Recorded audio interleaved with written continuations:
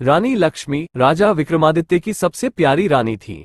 उनकी खूबसूरती के चर्चे दूर दूर तक फैले थे, लेकिन असली जादू उनके प्रेम में था।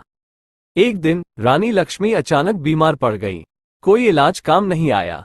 राजा विक्रमादित्य परेशान थे। एक शाम दरबार में एक बूढ़ा साधु आया। उसकी आंखों में ज्ञान की चमक थी। साधु ने बताया कि रानी को किसी का जादू लग गया है। उन्हें ठीक करने के लिए हिमालय के गुप्त मंदिर से अमर पुष्प लाना होगा। ये फूल इतना दुर्लभ था कि इसकी किंवदंतियां ही जानी जाती थी। प्रेम में अंधे राजा विक्रमादित्य ने बिना समय गंवाए हिमालय की यात्रा शुरू कर दी। रास्ते में कई खतरे थे, घने जंगल, हिंसक जानवर और बर्फीले तूफान। पर राजा विक्रमादित्य रुके नहीं। हफ्तों की कठिन यात्रा के बाद उन्हें वो गुफा मिली जहां मंदिर छिपा था। गुफा के अंदर जाने के लिए एक पहेली को सुलझाना जरूरी था। राजा विक्रमादित्य अपनी बुद्धि से पहेली को सुलझाने में कामयाब रहे।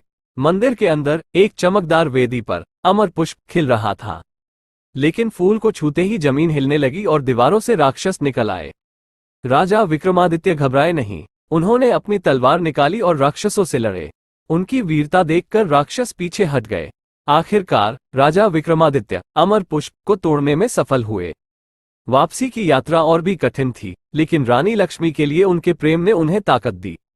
जब राजा विक्रमादित्य महल लौटे तो रानी लक्ष्मी बहुत कमजोर थी।